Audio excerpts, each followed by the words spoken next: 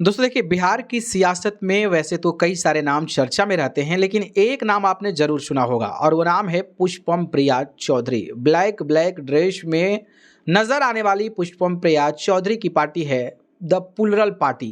Pleural party की president हैं और जो है इस बार वो चुनाव लड़ी थी। इनके तमाम कैंडिडेट चुनावी जंग में उतरे थे, लेकिन पुलरल पार्टी से पुष्पम प्रिया चौधरी भी चुनावी मैदान में उतरी थी और इनको लेकर जो बड़ी जानकारी सामने आई है उसको जानेंगे तो आप चौंक जाएंगे, आप हिल जाएंगे। लेकिन सबसे पहले मैं आपको दिखा दूं कि किस तरीके से पुष्पम प्रिया चौधरी जो है वो वोटरों को साधने के लिए कोशिश कर रही थी, प्रयास कर रही थी, चाह रही थी कि महिलाएं जो हैं वो उनको वोट करें और तमाम जो लोग हैं उनका सपोर्ट करें। लेकिन जो चौंकाने वाला फैसला आया है पुष्पम प्रिया चौधरी को लेकर, वो सच में आप सभी को भी चौंका कर रख देगा।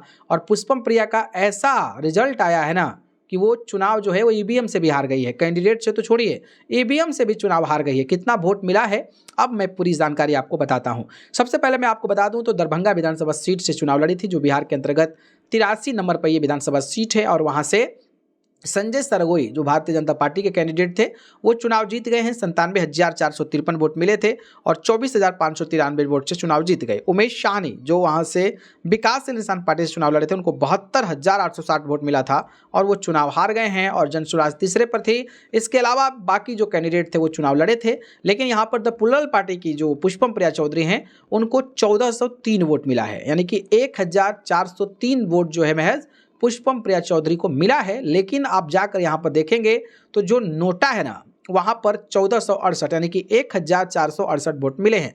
तो पुष्पम प्रिया चौधरी जो है 1403 और नोटा को मिला है 1468, यानी कि तकरीबन 65 वोट से चुनाव जो है यहाँ पर पुष्पम प्रिया चौधरी से नोटा जीत गया है।